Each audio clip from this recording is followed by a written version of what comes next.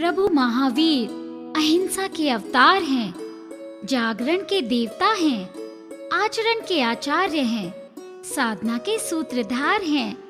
इतना ही नहीं, वो चिंतन के चांद हैं, सत्य के सूरज हैं, क्षमा के महासागर हैं एवं ऐसे अद्भुत वैज्ञानिक हैं जिनकी खोजें आज भी वैज्ञानिक धरातल पर खरी उतर रही हैं। विदुषी साध्वी निधि श्री जी के सानिध्य में एवं विदुषी साध्वी कृपा श्री जी के स्वर में प्रस्तुत है श्री महावीर कथा के 12 प्रवचन। जानो उस शिल्पकार प्रभु महावीर को जिन्होंने अपनी आत्मा के अनगढ़ पत्थर में रही हुई परमात्मा की मूरत को प्रकट किया। जो दुनिया को जीते वो वीर है, किंतु जो खुद को जीते वो महावीर है। यू टर्न सीरीज के अंतर्गत आप सुनेंगे भगवान महावीर के 27 जन्मों की संपूर्ण जीवन गाथा। भगवान महावीर ने क्या किया और क्या दिया, क्या था उनका विचार पक्ष और कैसा था उनका आचार पक्ष, उनकी आत्मा कैसे महात्मा बनी और महात्मा से परमात्मा, इसका समग्र चित्रण दर्शाने वाली श्री महावीर कथा। संसार में जन्म मरण करते हुए भगवान महावीर की आत्मा को कब और कैसे सच्ची राह मिली और उतार चढ़ाव के घेरे से गुजरती हुई उनकी आत्मा 27 जन्मों की यात्रा में कैसे तीर्थंकर बनती है, इसी का रोचक विवरण है श्री महावीर कथा।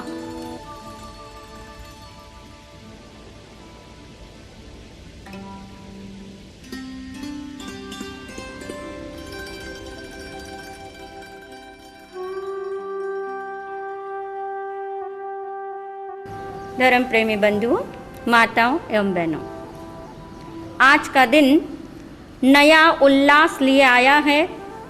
आज का दिन नया विश्वास लिए आया है।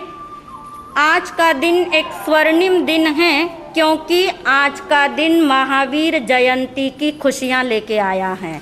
आज का दिन महावीर जन्म कल्याणक की बधाई लेके आया है। आज का दिन महावीर जन्म कल्याणक का शुभ संदेश लेकर के आया है और इसलिए इस शुभ संदेश के उपलक्ष्य में, इस शुभ संदेश के अवसर पे आज चैत्र शुक्ला त्रयोदशी के अवसर पर हम सुन रहे थे प्रभु महावीर का जन्म कल्याणक। वो आज का दिन है, वो चैत्र का महीना है, वो शुक्ल पक्ष है और वो त्रयोदशी का दिन आज का है, जो इस अवसर पे निकाल के अंतिम तीर्थंकर प्रभु महावीर का जन्म कराने वाला, उनका अवतरण कराने वाला, इस धरा पे उन्हें लाने वाला। और हमने देख लिया कि भगवान महावीर एक ही जन्म में प्रभु महावीर नहीं बने, जन्म जन्म की साधना है, उत्थान पतन का क्रम है, प्रतिशोध और प्रतिरोध की कहानियां इसके पीछे हैं, निदान और क्रूरता के पतन इसके पीछे छिपे पड़े हैं। और उन 26 जन्मों की कथा में हमने सार रूप में ये जान लिया कि प्रभु महावीर का जीवन जो है एक सागर के भांति था। सागर को आप देखते हैं, वह सागर बड़ा गंभीर भी है, वह सागर बड़ा चंचल भी है, वह सागर बड़ा विस्तार लिए हुए भी है, तो वह सागर बड़ा गहराई लिए हुए भी है। उस सागर के सतह पे सीप और शंख भी रखे हुए हैं, तो उस सागर की गहराई में अनगिनत मोती भी रखे हुए हैं। इसी भांति ये प्रभु महावीर की 26 जन्मों की कथा को हम सागर की भांति समझ सकते हैं कि ऊपर ऊपर तो उनके जीवन में बड़ी लहरें रही।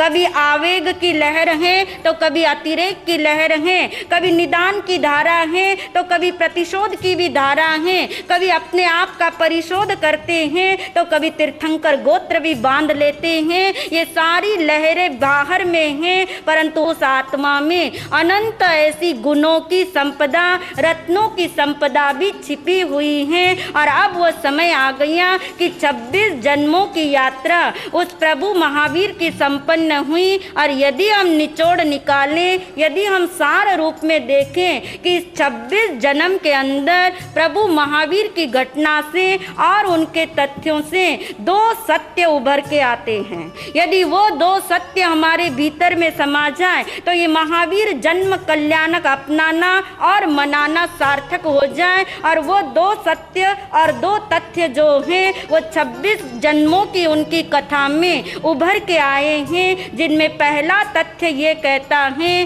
कि हर इंसान जो है अपना उत्थान और अपना पतन खुद लिए हुए हैं। कोई प्रकृति के हाथ का ये इंसान खिलौना नहीं है, कोई परमेश्वर की कठपुतली से संचालित ये खिलौना नहीं है, कोई ईश्वर की वजह से हमारे जीवन में अच्छा बुरा नहीं होता, कोई पड़ोसी हमारे अच्छे बुरे कर्म का क्या नहीं है, जिम्मेदार नहीं है। यदि हम चाहें तो हमारा उत्थान कर सकते हैं, न चाहें तो पतन हमारा हो जाता है। यानी ये तथ्य उभर के आया कि हम जो चाहें बन सकते हैं।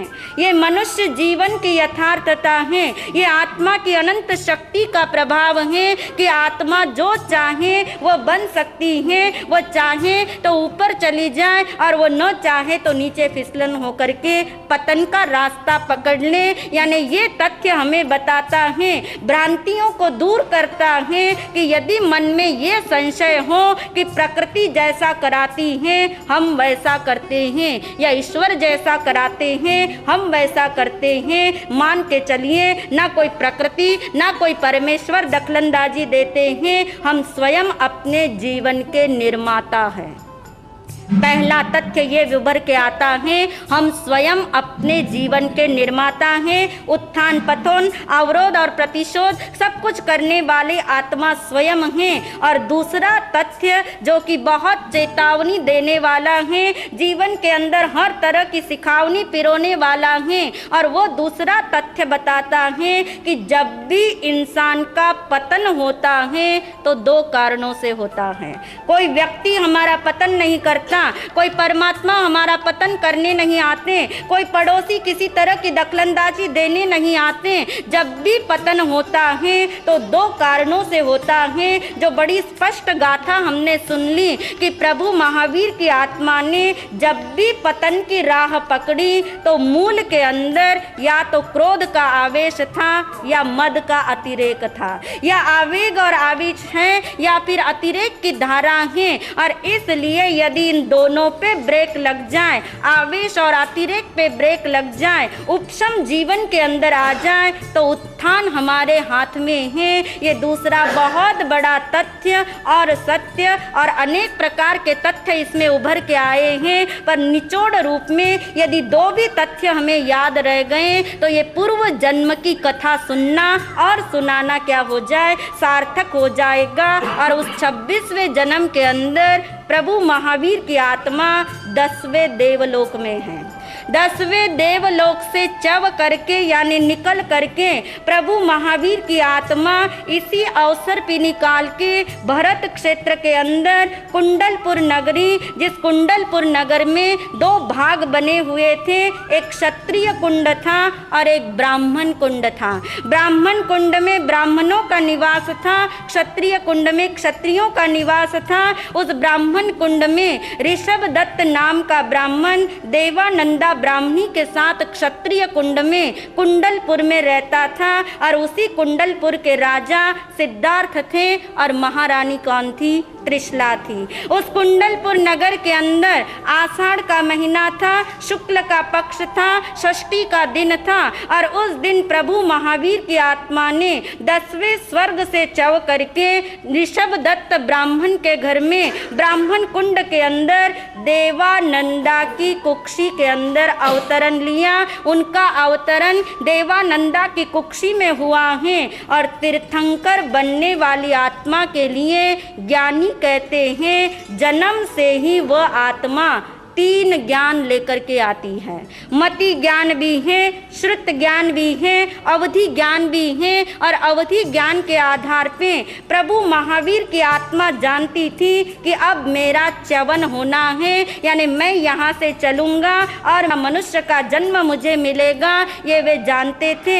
जब वो देवानंदा की कुक्षी में अवतरित हो गए तब उन्होंने जान लिया कि मेरा क्या हो गया, च्यवन हो गया। पर शास्त्र कहते हैं जो बीच का समय है वो उनके जानने में भी नहीं था, यानी वो इतनी शीघ्रता का था कि अवधि ज्ञानी उसे जान न सके। पहले का जानते थे और बाद का भी जान लिया था।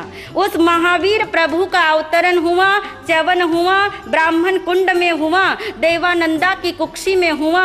उस देवानंदा को मध्य रात्रि में वह 14 महास्वप्नों का दिग्दर्शन मिला, शुभ संकेत मिला। इतनी शुद्ध आत्मा जहाँ आनी है उसके वाइब्रेशन से, उसके ऑरे से पहले से ही संकेत मिलने शुरू हो गए। और आप जानती हैं किसी दिन छोटा बड़ा एक अच्छा सपना दिख जाए और हमारा दिन कितना प्रफुल्लित रहता है। और जहाँ 14 महास्वप्न उस देवानंदा ने जब देखे, बड़ी हर्षित हुई, प्रफुल्लित हुई, जागृत हुई। और कहते हैं ऋषभ दत्त ब्राह्मण के पास जाकर के बोली कि हे देवार्य, मैंने एक नहीं, दो नहीं, 14 महास्वप्न देखे हैं और मुझे इसका फल बताइए। और ऋषभ दत्त ने कहा, हे देवानंदा, मैं अधिक नहीं जानता पर इतना अवश्य जानता हूँ कि कोई कुल दीपक, कोई महादीपक का अवतरण हमारे स्कूल में तेरी कुक्षी से क्या है, होना है। बड़ी हर्षित हुई, पर किसी इंसान को ये नहीं पता कि मेरा वर्तमान का हर्ष कितने समय तक टिकना है। वह वर्तमान का क्षण बड़ा क्षणिक है, वह बड़ी हर्षित है, वह बड़ी खुशी मान रही है। उसे नहीं पता कि मेरे 14 सपने एक दिन चुराए भी जा सकते हैं। मेरी कुक्षी में जो अवतरण है वह अवतरण का सहरण भी हो सकता है। उस क्षण को वह नहीं जानती। 82 डेज यानी 82 रात्रि पूर्ण हो गई। और कहते जब भी तीर्थंकर का अवतरण इस धरातल पे होता है, च्यवन कल्याणक के रूप में होता है और वो इंद्र का आसन क्या होता है, चलायमान होता है। इंद्र के पास, देवों के पास अवधि ज्ञान है और अवधि ज्ञान के आधार पे उस शक्रेंद्र ने देखा, उपयोग लगाया कि जम्बू द्वीप के भरत क्षेत्र के अंदर कुंडलपुर नगर में ब्राह्मण कुंड में माता देवानंदा की कुक्षी में 24वें भगवान का क्या हो चुका है, अवतरण। तत्काल अपने आसन से उठा, ईशान दिशा के अंदर उसने अपना मुख किया, दायां घुटना नीचे किया, बायां घुटना गड़ा किया, दोनों अंजलि को आवर्त किया और नमोत्थुनम अरिहंताणम भगवंतानम के पाठ से उस अरिहंत प्रभु को क्या कर लिया, तीर्थंकर प्रभु को नमस्कार किया। वहीं से कर लिया क्योंकि वो तीर्थंकर भी जानते हैं, वो नमस्कार लेना जानते हैं, इंद्र नमस्कार करना जानता है। नमस्कार करके उसने खुशियां मनाई कि इस अवसर पिनिकाल में 24वें भगवान का अवतरण हो चुका, च्यवन हो चुका। परंतु उस इंद्र की खुशियां भी अधिक देर नहीं रही। एकदम वह शोक में डूब गया, एकदम से चिंता में डूब गया। उसे पता नहीं लगा कि ये ऐसा कैसे हुआ है। आज तक ऐसा कभी नहीं हुआ कि तीर्थंकर बनने वाली आत्मा कौन से कुल में पैदा होती है, क्षत्रिय कुल में पैदा होती है, हरिवंश कुल में पैदा होती है, इक्ष्वाकु कुल में पैदा होती है। परंतु तीर्थंकर बनने वाली आत्मा कभी ब्राह्मण कुल के अंदर, वैश्य कुल के अंदर, या कहना चाहिए याचक कुल के अंदर या भिक्षुक कुल के अंदर कभी जन्म नहीं लेती। ये मैं क्या देख रहा हूँ? कौन सोच रहा है? इंद्र। वो शक्रेंद्र सोच रहा है ये मैं क्या देख रहा हूँ, ये कैसी घटना घटी है। समय आ चुका था, 82 रात्रियां बीत चुकी थी, 83वीं रात्रि का वह दिन था और शक्रेंद्र ने स्वयं अपने जीताचार के अनुसार तुरंत कहते हैं हरिण गमेशी नाम के देवता को बुलाया। वो देवता जो अभियोगिक देवता है, वो देवता जो नौकर जाति के देवता हैं। ख्याल रखिए, ये मत सोच लीजिए सोचिए कि देव गति में चले जाएंगे तो बहुत ही मजे और ठाट बाट हो जाएंगे। वहाँ भी ऊंच नीच जाति का भेद है, वहाँ भी राग द्वेष जारी है, वहाँ तो वो चारित्र का क्या है, सर्वथा अभाव है। वह हरिण गमेशी देव को बुलाया, शक्रेंद्र ने बुलाया और आज्ञा दी तत्काल में कि ये हमारा जीताचार है, ये हमारी परंपरा है कि यदि ऐसा आश्चर्य इस पृथ्वी के ऊपर घटित हुआ है कि तीर्थंकर बनने वाली आत्मा का च्यवन देवानंदा की कुक्षी में यानी ब्राह्मण कुल के अंदर हो गया और ये ठीक नहीं है, और आज्ञा दे दी हरिण गमेशी देव को, क्योंकि देवता वैक्रिय शरीर के धारी, देवता अवधि ज्ञान के धारी हैं। जन्म से दो शक्तियां देवताओं को मिलती हैं, जो काम मनुष्य घंटों में कर सकता है वो काम देवता पलों में कर सकते हैं। उनके पास में वह शक्तियां हैं। शक्रेंद्र ने हरिण गमेशी देव को आज्ञा दे दी कि इसी कुंडलपुर के अंदर क्षत्रिय कुंड में महारानी त्रिशला की कुक्षी के अंदर जो आत्मा ने जन्म लेना है उस आत्मा को लेकर के तुम्हें कहाँ पहुँच जाना है, उस देवानंदा की कुक्षी में। और देवानंदा की कुक्षी में जो आत्मा अवतरित हुई है प्रभु महावीर की, उसका ट्रांसफर कहाँ कर देना है, त्रिशला की कुक्षी में। इसे कहते हैं सहरण। सहरण का मतलब ट्रांसफर कर देना है एक कुक्षी से दूसरी कुक्षी में। और याद रखिए ये कार्य मनुष्यों का नहीं है, ये कार्य मात्र किसका है, देवताओं का है। और ये भी याद रखिए देवता अपने आप नहीं कर सकते जब तक कि शक्रेंद्र की आज्ञा किसी देवता को ना मिले। तो ये आश्चर्य की घटना थी, ये शक्रेंद्र की आज्ञा थी, और इसलिए हरिण गमेशी देव ने मिनटों के अंदर ये कार्य कर दिया। तुरंत वो पहुंच गया उस कुंडलपुर नगर के अंदर। पहले पहुंचा देवानंदा की कुक्षी की, उस आत्मा को उसने लिया और वो जो सिद्धार्थ राजा की पत्नी महारानी त्रिशला की कुक्षी में जो आत्मा थी उनका क्या कर दिया, सहरण कर दिया। और वो प्रभु महावीर की आत्मा सहरण होने से पहले अपने अवधि ज्ञान के द्वारा जानते थे कि अब मेरा क्या होने वाला है, मेरा सहरण होने वाला है, मैं महारानी त्रिशला की कुक्षी में जाने वाला हूँ। और जब पहुँच गए तब उन्होंने जान लिया कि मैं यहाँ आ गया हूँ, परंतु बीच की अवधि क्या है, बड़ी सूक्ष्म है, बीच का काल सूक्ष्म है, उसे वह अवधि ज्ञानी प्रभु भी नहीं जानते थे। हरिण गमेशी देव ने ये सहरण की क्रिया पूर्ण की और तुरंत पहुंच गया किसके चरणों में, उस इंद्र के चरणों में, और जाकर के सूचित कर दिया कि मैंने क्या कर दिया है, सहरण का कार्य, आपकी आज्ञा का कार्य पूर्ण कर दिया। कार्य तो पूर्ण हो गया, परंतु इधर घटना क्या घटित हुई कि उस देवानंदा को ये महसूस हो गया कि मेरे 14 महास्वप्न जो हैं वो किसने चुरा लिए हैं, त्रिशला रानी ने। वो देख रही है कि जो महास्वप्न के संकेत मेरे पास में थे, जो शक्ति मेरे पास में थी, वो महसूस करती है, वो जान नहीं पाती, वो संवेदन करती है पर वो देख नहीं पाती। परंतु उसे ये लगता है कि महारानी त्रिशला की तरफ मेरे ये स्वप्न जा रहे हैं, और वाकई में वही घटना हो रही थी। और इधर जो है महारानी त्रिशला ने उन 14 महास्वप्नों को क्या कर लिया, देख लिया। वो 14 महास्वप्न वो देख रही हैं क्योंकि वो आत्मा कुक्षी में अवतरित होनी है, जो प्रभु महावीर की आत्मा है, प्रभु महावीर का जन्म होना है। और कहते हैं वो महारानी त्रिशला मध्य रात्रि के अंदर उन 14 महास्वप्नों को देखती हैं। मात्र देखती ही नहीं, हर्षित होती हैं। सिर्फ हर्षित ही नहीं होती, रोमांचित होती हैं। हर्षित, रोमांचित और प्रफुल्लित होती हुई तुरंत पहुंच जाती हैं महाराज सिद्धार्थ के कक्ष में, और जाकर के बताती हैं कि आज का दिन धन्य है, आज का दिन शुभ है, आज का दिन मंगल है, और मैंने 14 महास्वप्नों को स्पष्ट रूप से देखा है। क्योंकि सपने भी कई बार धुंधले दिखते हैं, अस्पष्ट दिखते हैं, अधूरे दिखते हैं। उसने कहा मैंने स्पष्ट रूप से 14 महास्वप्नों को देखा है, और मैं जानना चाहती हूँ कि इन महास्वप्नों का क्या है, क्या मुझे फल मिलेगा।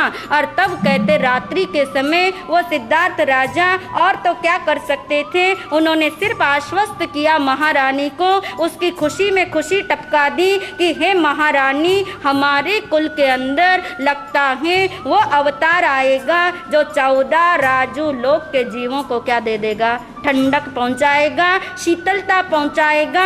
ये तेरे 14 महास्वप्न अति उत्तम हैं, अति कल्याणकारी हैं, अति शुभ हैं, कुल को धन्य और पुण्य बनाने वाले हैं। पर तू थोड़ा इंतजार कर ले, सवेरा होएगा मैं किसको बुलवाऊंगा, स्वप्न पाठकों को बुलाऊंगा। जो स्वप्न पाठक स्वप्न का अर्थ बता सकते हैं, मैं तो नहीं बता सकता, विशेषज्ञ बता सकते हैं। कल सवेरे मैं सभा आयोजित कराऊंगा, उस सभा के अंदर तुझे बिठाऊंगा। तू अपना एक एक स्वप्न क्या करना, उन स्वप्न पाठकों को सुनाना, और वो स्वप्न पाठक जो तुझे फल बताएंगे उससे तेरी आत्मा को संतुष्टि मिलेगी। सबको पता लग जाएगा कौन सी महान घटना इस राजकुल में घटने वाली है। सवेरे के इंतजार में महारानी और महाराजा ने धर्म ध्यान के अंदर अपनी रात्रि क्या करी, बिता दी है। शुभ स्वप्न आ जाए और उसके बाद व्यक्ति सो जाए तो फिर कहते सारा फल क्या हो जाता है, नष्ट हो जाता है। शुभ स्वप्न देख करके आत्मा यदि जागृत हो जाती है तो उसका महाफल मिल सकता है, यदि वह जागने के बाद क्या करे, धर्माचरण करे। सिद्धार्थ राजा और महारानी त्रिशला ने मिलकर के वो रात्रि अपनी किसमें बिताई, धर्म ध्यान में बिताई। सवेरा हुआ, सवेरे होते ही राजा ने आदेश दिया, स्वप्न पाठकों को बुलाया गया। जो स्वप्न के विशेषज्ञ थे, राजसभा जुड़ गई। महारानी त्रिशला का विशिष्ट आसन बिछा दिया गया और सारे स्वप्न पाठक अपने स्वप्न शास्त्रों को खोल करके बैठ गए कि ये कौन सी महास्वप्न है, ये स्वप्नों का फल क्या है। और कहते जो विशेषज्ञ था, महाविशेषज्ञ था, वह सभा में उठ के खड़ा हुआ। उसने महारानी त्रिशला को पहले प्रणाम किया, फिर महाराजा सिद्धार्थ को प्रणाम किया और बाद में कहा कि हे महारानी, हे महाराज, हमारे स्वप्न विज्ञान के अनुसार 72 प्रकार के स्वप्न बताए जाते हैं। ये स्वप्न शास्त्र कहते हैं दुनिया में 72 टाइप्स के स्वप्न हैं और उसके अंदर कहते हैं 42 प्रकार के स्वप्न ऐसे हैं जो अशुभ स्वप्न के प्रकार हैं और 30 प्रकार के स्वप्न ऐसे हैं जो शुभ स्वप्नों के प्रकार हैं। और जो 14 महास्वप्न महारानी ने देखे हैं वो किसके अंतर्गत हैं, 30 के अंतर्गत हैं। क्योंकि कहते हैं शुभ स्वप्न हैं जो भी तीर्थंकर और चक्रवर्ती बनने वाली माताएं होती हैं वो कितने महास्वप्न देखती हैं, 14। दोनों ही 14 देखती हैं, मात्र अंतर इतना है कि तीर्थंकर की माता स्पष्ट रूप से देखती हैं और चक्रवर्तियों की माता धुंधले रूप से देखती हैं, अस्पष्ट रूप से देखती हैं। वासुदेव की माता 7 स्वप्न देखती हैं, बलदेव की माता 4 स्वप्न देखती हैं, मांडलिक राजा की माता 1 महास्वप्न देखती हैं। स्वप्न पाठकों ने स्वप्न विज्ञान बता दिया और महारानी बड़ी हर्षित हैं कि मैंने जो 14 महास्वप्न देखे हैं वो महाशुभ हैं, महाकल्याणकारी हैं। और अब जो है महारानी त्रिशला अपना एक एक स्वप्न सुनाएगी और स्वप्न पाठक विशेषज्ञ जो हैं वो एक एक स्वप्न का महाफल बताएंगे। सारी सभा उसे सुनेगी। राजा सिद्धार्थ बड़े हर्षित होंगे और यूं भी कहा जाता है कि ये 14 महास्वप्न ऐसे हैं, इनका नाम मात्र ही मंगल है। मंगल का मतलब पापों को विनाश करने वाला है। ये स्वप्न प्रतीकात्मक स्वप्न हैं, ये स्वप्न यथार्थता प्रकट करने वाले स्वप्न हैं। और कहते महारानी त्रिशला ने उस भरी सभा के अंदर राजा सिद्धार्थ को देखते हुए अपना पहला स्वप्न सुनाया कि हे महाराज, मैंने पहले स्वप्न के अंदर हाथी देखा है, सफ़ेद हाथी है, 4 दांतों वाला है, जैसे ऐरावत हाथी के लक्षण होते हैं ऐसा वह हाथी है। अंबारी सहित वह हाथी है, आकाश से वो उतरता है और मेरे मुख में क्या होता है, प्रविष्ट हो जाता है। और ये स्वप्न सुन करके कहते स्वप्न पाठक उठ के खड़े हो गए और उन्होंने कहा कि हे महारानी त्रिशला, तेरा स्वप्न महाशुभ है। जो तूने सफ़ेद हाथी देखा, 4 दांतों वाला हाथी देखा है, ऐरावत के समान अंबारी सहित हाथी देखा है, ये इस बात का प्रतीक है कि जो पुत्र रत्न तेरी कुक्षी से पैदा होगा वो 4 तीर्थ की स्थापना करेगा। साधु, साध्वी, श्रावक और श्राविका, यानी धर्म का ये राजा कहलाएगा, ये 4 तीर्थ का स्थापन करेगा। और ये सुनकर के सभी बड़े हर्षित हुए। महारानी त्रिशला उत्सुक हैं अपना दूसरा स्वप्न बताने के लिए, और उसने कहा मैंने दूसरे स्वप्न के अंदर वृषभ को देखा है। वृषभ यानी बैल को देखा है, जो बैल खेती के काम आते हैं, बीज बोने के काम आते हैं। ऐसा बैल जो बिल्कुल सफेद वर्ण का है, उन्नत स्कंद लिए हुए हैं, आकर्षक दिखने वाला है, और वो मनोहर बैल आकाश से उतरता है और मेरे मुख में क्या होता है, प्रविष्ट होता है। और उसकी बात सुनकर के स्वप्न पाठकों ने बता दिया कि हे महारानी त्रिशला, तेरे इस दूसरे स्वप्न का ये अर्थ है कि तेरा पुत्र रत्न जो है वो इस भरत क्षेत्र की खेती के अंदर जन जन के अंदर धर्म के क्या बोएगा, बीज बोएगा। जैसे बैल बीज बोने के काम आते हैं, ऐसे ये तेरे पुत्र का जन्म जो है हृदय के अंदर क्या बोएगा, धर्म के बीज बोएगा। सभी बड़े हर्षित हैं सुन करके। तीसरा स्वप्न बताया महारानी त्रिशला ने कि मैंने तीसरे स्वप्न के अंदर सिंह देखा है। ऐसा सिंह जो क्रूरता से रहित है, ऐसा सिंह जिसकी आंखों में बड़ा दया भाव है, ऐसा सिंह जो बड़ा पराक्रमी और शूरवीर है, और वो भी सफ़ेद रंग का, और आकाश से उतरता हुआ और मेरे मुख में प्रविष्ट होता हुआ। और कहते स्वप्न पाठकों ने बता दिया, हे महारानी त्रिशला, जंगल का राजा कौन है? शेर है। महाकाय और विशालकाय प्राणी जंगल का हाथी है। उस हाथी को विदारण करने वाला भी कौन है? शेर का पराक्रम है। ये तेरा पुत्र ऐसा शेर होगा कि हाथी के समान जो कर्म रहे हुए हैं, मोहनीय कर्म हाथी के समान है, उसका विदारण करने में ये सक्षम होगा। यानी ये केवल ज्ञान और केवल दर्शन का क्या बनेगा? धारी बनेगा। तीसरे महास्वप्न का फल सुन लेने के बाद में महारानी त्रिशला ने चौथा महास्वप्न बता दिया कि मैंने चौथे महास्वप्न के अंदर लक्ष्मी को देखा है। ऐसी लक्ष्मी जो कमलासन पे बैठी हैं, ऐसी लक्ष्मी जो बैठी हुई है। अक्सर आपने लक्ष्मी के फोटो कैसे देखे हैं? खड़े हुए, बहुत खड़े हुए ही देखे हैं। बैठी हुई लक्ष्मी देखने में भी दुर्लभ होती हैं, क्योंकि वो संसार की सारी लक्ष्मी चंचल है, इसलिए खड़ी हुई दिखती है। वो महारानी त्रिशला ने बैठी हुई लक्ष्मी देखी, कमलासन पे बैठी हैं, दोनों तरफ हाथी उसका अभिषेक कर रहे हैं। इस तरह की वो महालक्ष्मी को उसने देखा जो आकाश से उतरती हैं और उसके मुख में क्या है? प्रविष्ट हो जाती हैं। और कहते स्वप्न पाठकों ने बता दिया, हे महारानी त्रिशला, तेरा पुत्र रत्न वो लक्ष्मी प्राप्त करेगा जो लक्ष्मी स्थिर है, वो लक्ष्मी प्राप्त करेगा जो एक बार आने के बाद जाने का नाम ही नहीं लेती। चाहिए ऐसी लक्ष्मी? विचार करना पड़ेगा आपको। तो वो लक्ष्मी चाहिए जो खड़ी हुई है। ये ऐसी स्थिर लक्ष्मी है जो आने के बाद में जाती नहीं, और वो महालक्ष्मी मोक्ष की लक्ष्मी है, जहाँ जाकर के आत्मा कभी दोबारा यहाँ आती नहीं। तेरा ये पुत्र रत्न महालक्ष्मी को प्राप्त करने वाला बनेगा। ये सुनकर के रोमांचित होती चली जा रही है महारानी त्रिशला, और उसने बता दिया कि मैंने 5वें स्वप्न के अंदर 2 फूल मालाएं देखी हैं। ऐसी पुष्प मालाएं हैं जो रंग बिरंगी वर्णों वाली हैं, अनेक खुशबू वाले फूलों वाली हैं, और वो 2 मालाएं आकाश मार्ग से उतरती हुई मेरे मुख में प्रविष्ट हो रही हैं। और स्वप्न पाठकों ने बता दिया कि हे महारानी त्रिशला, तेरा ये पुत्र रत्न 2 प्रकार के धर्मों की स्थापना करेगा। एक धर्म श्रावक धर्म और दूसरा धर्म श्रमण धर्म। जो सुगंधि देगा धर्म की, श्रावक धर्म और श्रवण धर्म की स्थापना करेगा। यानी 2 मार्ग ये दुनिया को बताएगा।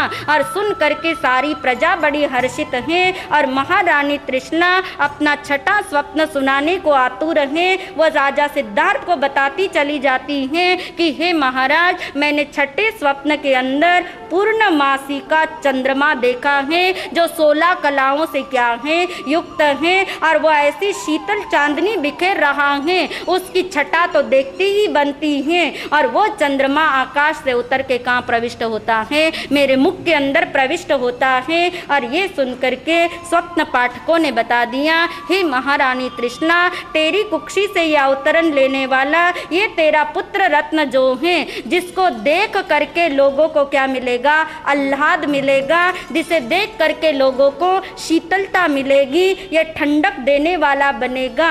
और ये सुन करके महाराज भी हर्षित हैं, सभा भी हर्षित हैं। महारानी तृष्णा ने अपना 7वां स्वप्न सुना दिया कि 7वें स्वप्न में मैंने असंख्य किरणों से देदीप्यमान निरभ्र आकाश के अंदर चमकता हुआ क्या देखा है, सूरज देखा है, जो अपनी हजारों किरणें धरती पे फैला रहा है, जो उदित ही उदित है, और वो उदित सूर्य मेरे मुख में प्रविष्ट हुआ है। और तब कहते हैं, स्वप्न पाठकों ने बता दिया, हे महारानी, तेरा पुत्र रत्न जो है ये भरत क्षेत्र का ऐसा सूर्योदय होगा जो कभी अस्त नहीं होगा। ये ऐसा सूर्योदय होगा जिसे कोई राहु ग्रसित नहीं करेगा। ये ऐसा सूर्योदय होगा जिसके ऊपर कभी बादल नहीं छाएंगे। और ये सुन करके वो महारानी तृष्णा बड़ी प्रसन्न हो गई। यानी ऐसा सूर्योदय, ऐसा ये पुत्र रत्न जो सारे भरत क्षेत्र के भव्य जीवों को क्या देगा, अपना प्रकाश देगा, ज्ञान की क्या देगा, किरणें फैलाएगा। और इसके बाद में महारानी तृष्णा ने अपना 8वां स्वप्न सुना दिया कि मैंने 8वें स्वप्न के अंदर एक ध्वजा को देखा है। ऐसी ध्वजा जिसका डंडा जो है ध्वजा का वो 1000 योजन का ऊंचा है, और वो ध्वजा 5 रंगों से युक्त है, जो 5 पदों के रंग हैं उस युक्त हैं। और कहते सारे इस संसार में लहरा रही हैं, और वो ध्वजा लहराती हुई मेरे भीतर प्रविष्ट करती हैं। और तब कहते हैं, उसका फल बताते हुए स्वप्न पाठकों ने बता दिया कि हे महारानी तृष्णा, तेरा ये पुत्र रत्न का यश और कीर्ति कहाँ तक फैलेगी, तीनों लोकों में फैलेगी। ये 1000 दंड ये बताता है कि तीनों लोक में इसकी कीर्ति फैलेगी। जब इसका जन्म होगा तीनों लोकों के अंदर प्रकाश फैल जाएगा, और सब बड़े प्रसन्न चित्त होकर के आगे के स्वप्न जानने के लिए क्या है, उत्सुक हैं। और महारानी तृष्णा ने बता दिया कि मैंने 9वें स्वप्न के अंदर कलश को देखा है। ऐसा कलश जो बड़ा स्वर्णमयी है, सुनहरी है, चमकीला है, कमल के पत्तों से घिरा हुआ है, जिसको देखना ही मंगलकारी मालूम देता है। और वो कलश मेरे भीतर में क्या हो गया, प्रविष्ट हो गया। और स्वप्न पाठकों ने बता दिया, हे महारानी, ये तेरा पुत्र रत्न ऐसा होगा कि जिसके दर्शन भी क्या होंगे, मंगल होंगे। इसके वचन कोई सुने या ना सुने, परंतु इसके दर्शन ही क्या होंगे, बड़े मंगलकारी होंगे, शिवकारी यानी कल्याणकारी होंगे, मोक्षदाता होंगे, आनंददाता होंगे। और लोग तरसेंगे कि तेरे पुत्र रत्न के उन्हें क्या मिले, दर्शन मिले। 10वें महास्वप्न के अंदर महारानी तृष्णा ने बताया कि सिद्धार्थ राजा को कि मैंने देखा है, वो समुद्र देखा है जो पद्म सरोवर के नाम से प्रसिद्ध है। सरोवर तो बहुत होते हैं, परंतु पद्म सरोवर से अभिप्राय है कि जिसके अंदर क्या खिले हुए हैं, पुष्प खिले हैं। कौन से पुष्प, कमल के पुष्प खिले हैं। और कमलों की खासियत है कि कीचड़ में जन्मते हैं, पानी में पलते हैं, पर उन दोनों से क्या रहते हैं, अलिप्त रहते हैं, उससे ऊपर उठ के रहते हैं। हे महारानी तृष्णा, तेरा जो पुत्र रत्न होगा वह ऐसा ही अलिप्त रहेगा, संसार में रहेगा, राजभवन में रहेगा, परंतु इसके भीतर में संसार नहीं रहेगा। ये अनासक्त जीवन जिएगा, ये कमल के फूल की भांति जिएगा, स्वयं भी जिएगा और औरों को भी जीने का क्या देगा, मार्गदर्शन देगा। 11वें महास्वप्न के अंदर महारानी तृष्णा बताती हैं कि मैंने समुद्र ही देखा है, पर वो समुद्र क्षीर समुद्र है। क्षीर समुद्र से अभिप्राय, वैसे समुद्र का जल कैसा होता है, खारा है।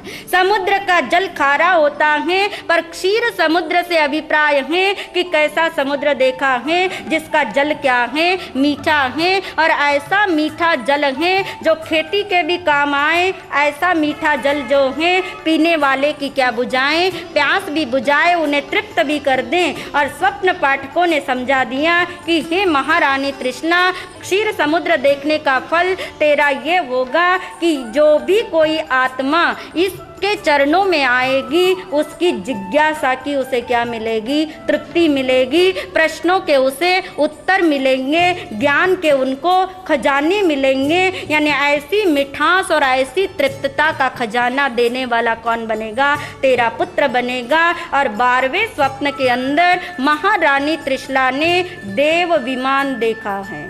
ऐसा देव विमान जो 1008 खंभों से युक्त है। ऐसा देव विमान जिसका की रूप ही देखते बनता है, मणि रत्नों से जो जड़ा हुआ है। और वो देव विमान आकाश मार्ग से उतर करके उस महारानी त्रिशला की कुक्षी में प्रविष्ट हो रहा है। और स्वप्न पाठकों ने बता दिया कि हे महारानी त्रिशला, तेरा ये पुत्र रत्न सिर्फ मनुष्यों द्वारा ही पूजनीय नहीं होगा। किसके द्वारा पूजनीय होगा? देवों द्वारा। वैमानिक देवों द्वारा भी पूजनीय होगा। केवल भवनवती, वाणवंतर और ज्योतिषी नहीं, वैमानिक देवता भी इसके चरणों में क्या होंगे? झुकेंगे। यानी वो भी इसके चरणों की छाया से अपने जीवन का कल्याण करने वाले बनेंगे। उस देव विमान का अर्थ सुनने के बाद में 13वां स्वप्न सुनाती है महारानी त्रिशला कि मैंने 13वें स्वप्न के अंदर रत्न राशि देखी है।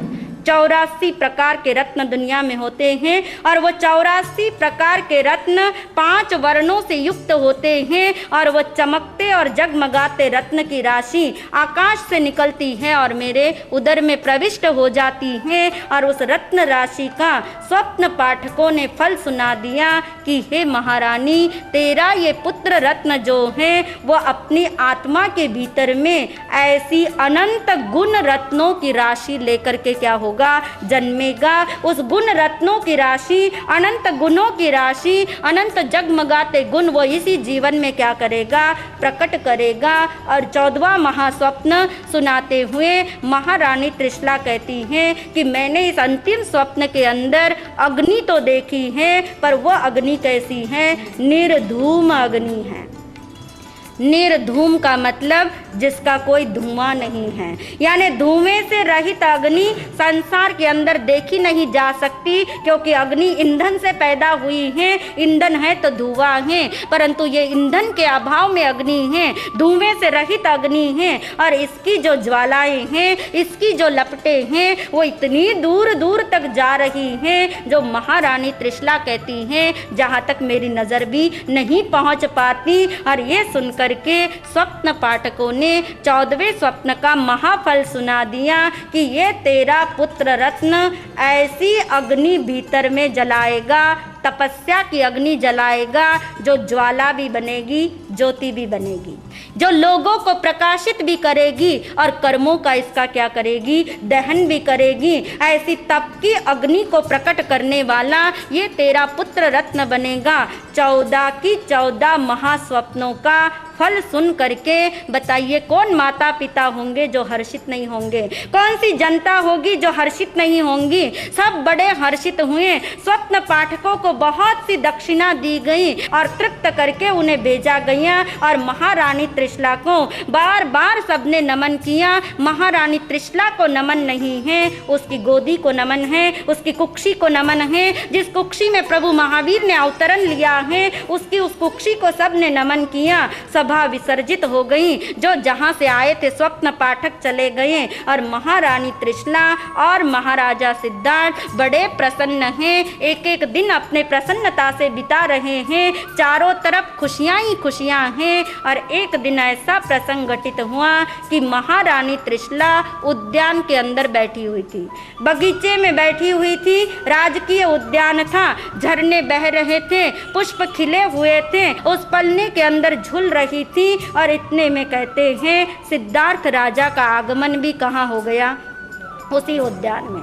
सिद्धार्थ राजा का आगमन यूँ हुआ कि वो कुछ कहना चाहते थे, कोई अंतरंग बात उस महारानी से करना चाहते थे। जब उन्हें पता लगा महारानी इस समय उद्यान में हैं, तो उन्हें अनुकूल अवसर जचा और जा कर के उन्होंने महारानी त्रिशला से बात ही बात में कह दिया कि हे महारानी, आज मैं तुम्हें एक राज की बात बताने आया हूँ, एक अंतरंग बात बताने आया हूँ। आज तक मैंने वह बात किसी को नहीं बताई, वो बात बात मैं तुम्हें पहले कहना चाहता हूँ। मैंने कुछ उस बात से एक संकल्प ले लिया है, उस संकल्प में मैं तुम्हारी मोहर लगाना चाहता हूँ। और महारानी त्रिशला बड़ी उत्सुक हो गई कि महाराज कौन सा राज खोलने वाले हैं। और महाराज ने बता दिया कि हे महारानी, जब से तेरी कुक्षी में ये पुत्र रत्न का अवतरण हुआ है, तब से मैं देख रहा हूँ धन के अंदर, धान्य के अंदर, भूमि के अंदर, बल के अंदर, यश के अंदर, प्रतिष्ठा के अंदर,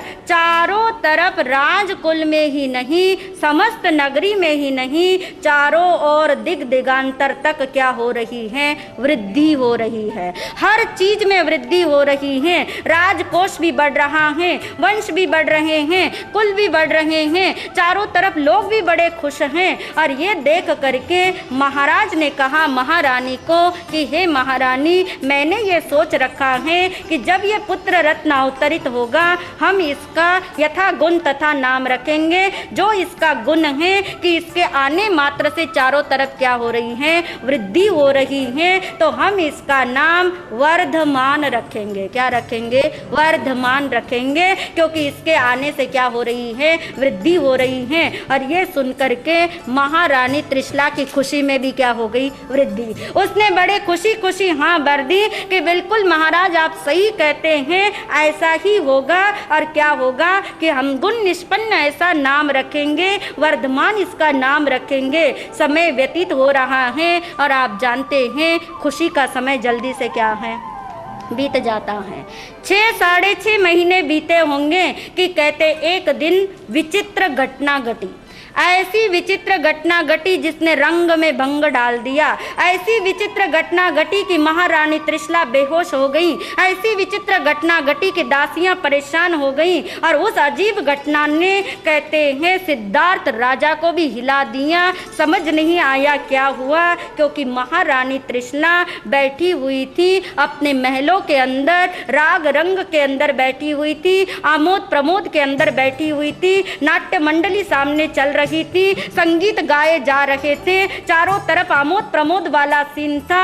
और महारानी त्रिशला बड़ी प्रसन्न थी। सारी दासियां उसके साथ में सारी प्रसन्न थी। और एकदम से कहते हैं महारानी त्रिशला ने जोर की चीख निकाली और एकदम धड़ाम से क्या हो गई? नीचे गिर गई और बेहोश हो गई। और दासियां परेशान हो गई कि ये कैसा रंग में भंग, ये कैसी विचित्र घटना, ये महारानी को क्या हो गया? बड़ा उन्होंने आय उपाय करना चाहा, परंतु कोई उपाय कारगर नहीं हुआ। उसकी बेहोशी से हटाना चाहा, पर वो जब बेहोशी दूर नहीं हुई, समाचार पहुंच गए कहां तक?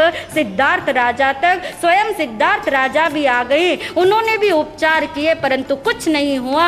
और थोड़ी देर बीती और अपने आप महारानी त्रिशला का क्या हो गया? वो अचेत अवस्था दूर हो गई, वो बेहोशी दूर हो गई। वो एकदम से उठ के बैठ गई, खुशी के मूड में आ गई। दासियों को बोला, अरे ये किसने गाना बजाना बंद कर दिया? गाओ बजाओ धूम मचाओ, कुछ नहीं हुआ है, सब कुछ बिल्कुल क्या है? ठीक है। किसी को कुछ समझ नहीं आया, परंतु ये ऐसा विचित्र प्रसंग था जिसका कर्ता धर्ता कौन था?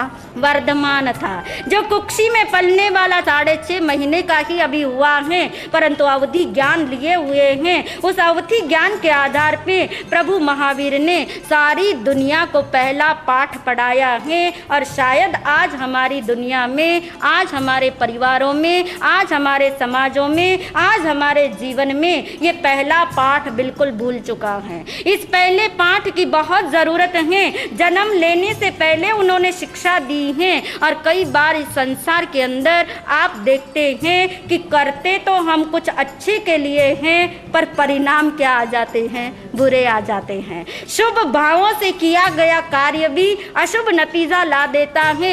भाव अच्छे होते हैं, पर क्रियाएं क्या हो जाती हैं? गलत हो जाती हैं। और ऐसा ही हुआ था। उस प्रभु वर्धमान ने सोचा था, अवधि ज्ञान के आधार पे देखा था कि अब मेरा शरीर धीरे धीरे क्या हो रहा है? बड़ा हो रहा है। और मैं हलन चलन करने लग गया हूँ, हाथ पैर में हिलाता हूँ। और मेरे हलन चलन से, मेरे हिलने डुलने से मेरी माता को क्या होता है, कष्ट होता है।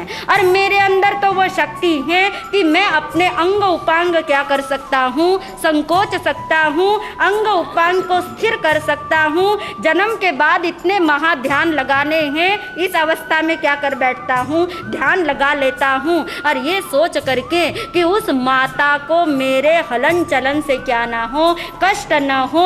अपने अंग उपांग को सिकुड़ लिया किसने, उस छोटे से वर्धमान ने। और उसके सिकुड़ लेने से माता के ऊपर कौन सा प्रभाव आ गया, अशुभ प्रभाव आ गया, चिंता का प्रभाव आ गया, बेचैनी का प्रभाव आ गया। वो एकदम से वो गायन सुनते सुनते हैरान हो गई कि मेरी कुक्षी में जो जीव अभी तक हलन चलन करता था एकदम से स्थिर हो गया। उसको अनिष्ट की आशंका हो गई और उस अनिष्ट की आशंका के अंदर महारानी क्या हो गई थी, अचेत हो गई थी, रंग में भंग पड़ चुके थे, हाहाकार मच चुका था। और उस छोटे से वर्धमान ने देखा, अरे ये तो गड़बड़ हो गई। करा तो अच्छे के लिए था, जिस माता के लिए किया था, जिस माता को शकुन देने के लिए किया था, वही माता यदि चिंतित है, वही माता यदि बेहोश है, तो मुझे ये कार्य करनीय नहीं है, मुझे ये कार्य करना नहीं है। और तब कहते हैं उसने अपना चिंतन आगे बढ़ाया कि नहीं, मुझे क्या नहीं करना है, मुझे वो कार्य नहीं करना कि जिससे मेरी माता को क्या हो, कष्ट हो। और तब कहते हैं उस छोटे से वर्धमान ने अपना हलन चलन क्या करा, शुरू कर दिया, अपना हलन चलन शुरू कर दिया। और महारानी त्रिशला को क्या मिल गई, खुशी मिल गई। ये विचित्र प्रसंग घटित हुआ। प्रसंग तो घटित हो जाते हैं, परंतु पीछे क्या छोड़ जाते हैं, संस्कार छोड़ जाते हैं। कोई भी क्रिया घटित होती है तो पीछे अपने परिणाम क्या करती हैं, छोड़ जाती हैं। क्रिया तो घटित हो गई, वर्धमान अब सोचने लग गया, उस माता की संवेदना को सोचने लग गया, उस माता के प्यार और दुलार को सोचने लग गया कि इस माता की मेरे प्रति क्या है, अनगिनत ममता है। इस माता की मेरे प्रति अनगिनत ममता है। और जब मैं बड़ा होऊंगा, जब मैं दीक्षित होने के लिए आज्ञा मांगूंगा, तब इस माता पिता पे क्या बीतेगी। इसलिए उस कुक्षी के अंदर ही उन्होंने ये संकल्प कर लिया कि जब तक मेरे माता पिता